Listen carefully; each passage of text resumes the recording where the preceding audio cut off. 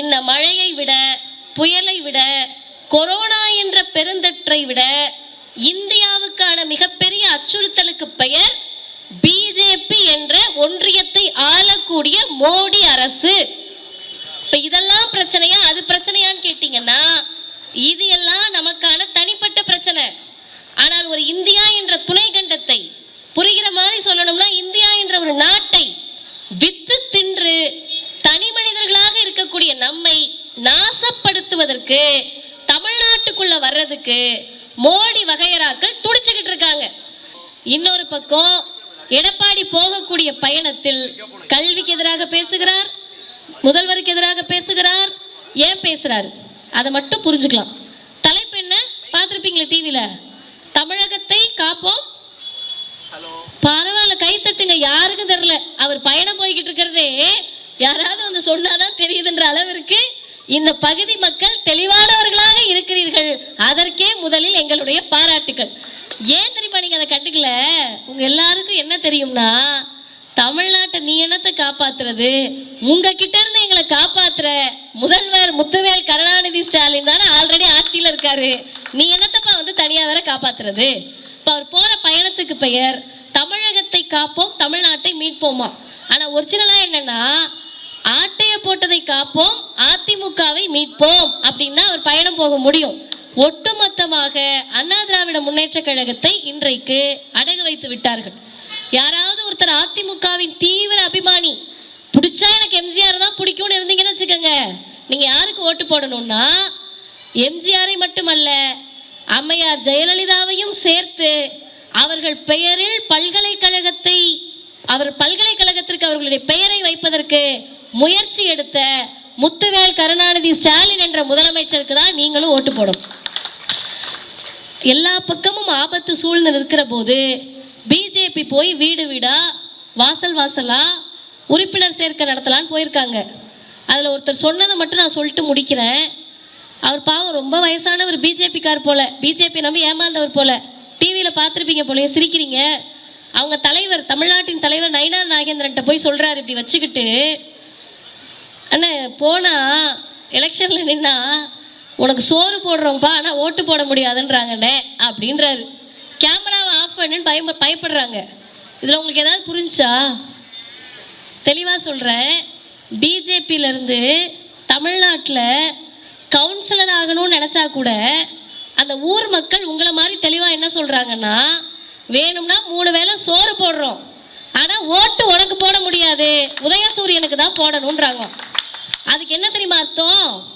இரக்கத்தோடு சோறு போடுறோம், இரக்கமற்ற உங்களுக்கு ஓட்டு போட முடியாது என்று தமிழ்நாட்டு மக்கள் தெளிவாக இருக்கிறார்கள். ஓரணியில் தமிழ்நாடு, வீடு வீடாக வந்து ஓரணியில் தமிழ்நாடு சேர்க்கை நடைபெறுது. இப்படி நடக்கிறப்ப எல்லாரும் கண்ணை மூடி யோசிச்சு பாருங்கன்னு வாங்க. நாங்கள் பகுத்தறிவாளர்கள், கண்ணை திறந்து யோசிச்சு பாருங்க. கண்ணை திறந்து காதை விரித்து உங்கள் பகுத்தறிவோடு யோசிச்சு பாருங்க. ஓரணியில் நம்ம நிற்கிறோம்னா ஆப்போசிட்ல எதிரில் ஒரு அணி இருக்கணும்ல. சும்மா நானே சண்டை போட்டுட்டு இருக்க முடியுமா? எதிரில் ஆள் இருந்தால் தானே சண்டை போட முடியும். அப்போ ஓரணியில் நம்ம நிற்கிறோம்னு முதல்வர் சொல்றாரு. என்ன அணியில் நிற்கிறோம், எந்த டீமுக்காக நம்ம மேட்ச் ஆடுறோம், அப்படி இளைஞர்களுக்கு புரியுற மாதிரி சொல்லணும்னா எந்த டீமுக்கு நம்ம மேட்ச் ஆடுறோம், எந்த டீமுக்கு மேட்ச் ஆடுறோம்னா 3வது 5வது 8வது படிக்கிற பிள்ளைக்கெல்லாம் பொது தேர்வுன்னு சொல்லக்கூடிய மோடி பிஜேபி அடிமை அதிமுகவை எதிர்த்து ஓரணியில் தமிழ்நாடு முத்துவேல் கருணாநிதி ஸ்டாலின் தலைமையில் நிற்கிறோம். எல்லாம் சரிமா, ஆளாளுக்கு வந்து திமுக ஏமாத்திருச்சுன்றாங்க. ஐயா எடப்பாடி பழனிசாமி தமிழகத்தை மக்களை காப்பதற்காக ஊர் ஊரா போய்கிட்டு இருக்காரு வேன் எடுத்துக்கிட்டு. யார் ஆகஸ்ட்ல ஒரு கட்சி புரட்சி அண்ணியாராம், எங்க தான் இருந்து வரீங்க, ஆளாளுக்கு மாசமா நாங்க வந்து தமிழ்நாட்டை காப்பாற்ற போறோம்ன்றாங்க. உண்மையாகவே தமிழ்நாடு நாசமா போச்சா நல்லா இருக்கா? அதானக்கா கேள்வி. நேரா பேசுவோமே, நல்லா இருக்குமா நாசமா போயிட்டோமா? எப்படி சொல்றது, எதை வச்சு சொல்றது? எதை வச்சு சொல்லணும்னா, தமிழ்நாடு சொன்ன டேட்டாவை நான் சொல்லல, ஒன்றிய பிஜேபி அரசு சொன்ன டேட்டாவை வச்சு சொல்றேன். இந்தியாவில் இன்றைக்கு கல்வியில் சிறந்த முதல் மாநிலம் எது என்று கேட்டால் தமிழ்நாடு தான். ஒன்றிய அரசு டேட்டா. இந்தியாவில் பெண்கள் அதிகம் படிக்கக்கூடிய மாநிலம் எது மோடி அரசு சொல்லுகிறது திராவிடம் ஆளக்கூடிய தமிழ்நாடு தான். இந்தியாவில் மருத்துவ சுகாதாரம் சிறப்பாக இருக்கக்கூடிய மாநிலம் எது?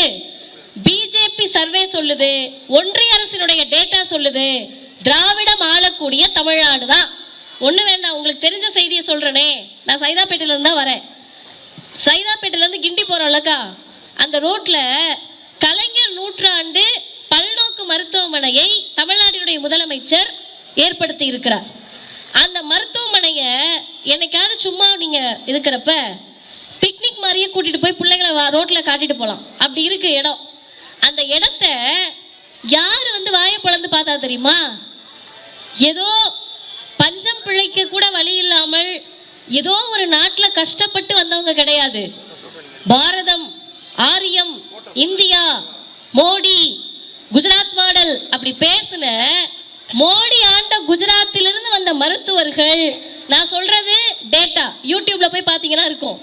அந்த மருத்துவர்கள் முத்துவேல் கருணாநிதி ஸ்டாலின் என்ற முதலமைச்சர் கட்டிய மருத்துவமனையை பார்த்து கேட்கிறார்கள், இப்படியெல்லாம் எங்க மாநிலத்துல ஒரு மருத்துவமனையும் கிடையாதுங்க என்று சொல்லக்கூடிய வியக்கத்தக்க சாதனைகளை செய்த ஒரே மாநிலம் தமிழ்நாடு மட்டும்தான்.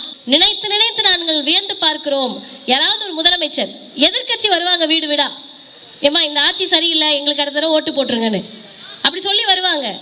ஆனால் ஒரு சிட்டிங் சிஎம் ஆளுங்கட்சியா இருக்கிறப்ப 4 வருட ஆட்சி முடிஞ்சிருச்சு, ஒரு வீடா தேடி போனோம்னா எவ்வளவு பஞ்சாயத்து இருக்கும், பிரச்சனை இருக்கும், அதை செய்யல இதை செய்யலன்னு கேட்பாங்களே என்ற சிறிதளவும் அச்சமின்றி மக்களை நேரடியாக சந்திப்பதற்கு தெம்பும் திராணியும் கொன்ற முதல்வர்களாக முத்துவேல் கருணாநிதி ஸ்டாலின் என்ற முதலமைச்சரும் அவருடைய படை தளபதிகளும் இருக்கிறாங்கன்னு சொன்னா ஒரே ஒரு தைரியம் தான். எங்கள்கிட்ட பணம் இல்லாம இருக்கலாம், பொருளாதாரம் இல்லாம இருக்கலாம், மோடி காசு கொடுக்காம இருக்கலாம், ஒன்றிய பிஜேபி அரசு எங்களை வஞ்சிக்கலாம், ஆனால் தமிழ்நாட்டு மக்கள் எங்கள் பக்கம்தான் நிற்கிறார்கள் என்ற அந்த உணர்வோடு ஓரணியில் தமிழ்நாடு என்ற இந்த முன்னெடுப்பை முதல்வர் ஆரம்பித்திருக்கிறார். அது மட்டுமல்ல, நிறைய பேருக்கு மகளிர் உரிமை தொகை வந்திருக்கும், சில பேருக்கு வந்திருக்காது. நான் வந்திருக்கும்னு சொன்ன உடனே வந்த அக்கா கை தட்ட மாட்டாங்க, வராத அக்கா கை தூக்கிட்டு இருப்பாங்க. எல்லா ஊர்லயும் தான் நடக்கும். வராதவங்க எப்படி கை தூக்குறாங்களோ வந்தவங்க கை தட்டணும், அதானே சரி. ஆனா எந்த ஊர்லயும் அது நடக்காது, அதை எதிர்பார்ப்பதும் கிடையாது. அப்படி மகளிர் உரிமை தொகை யாருக்கெல்லாம் வரலையோ, எங்க நீங்க அப்ளை பண்ண சொன்ன அன்னைக்கு நான் ஊர்ல இல்லைங்க அப்படின்னு சொல்லக்கூடியவர்களுக்கு மீண்டும் நாளை ஜூலை 15ஆம் தேதி மகளிர் உரிமை தொகைக்கு நீங்கள் மீண்டும் விண்ணப்பிக்கலாம் முதல்வர் சொல்லுகிறார். எங்க நாங்க போய் எங்க விண்ணப்பிக்கிறது? உங்களுக்கு சந்தேகமே வேண்டாம். 10,000 இடங்களில் நாளை முன்னெடுப்பாக இந்த முன்னெடுப்பை எடுத்து ஒருவருக்கும் என்ன பிரச்சனை, ஒரு வீடாக என்ன பிரச்சனை என்பதை நீங்கள் சொல்லலாம்.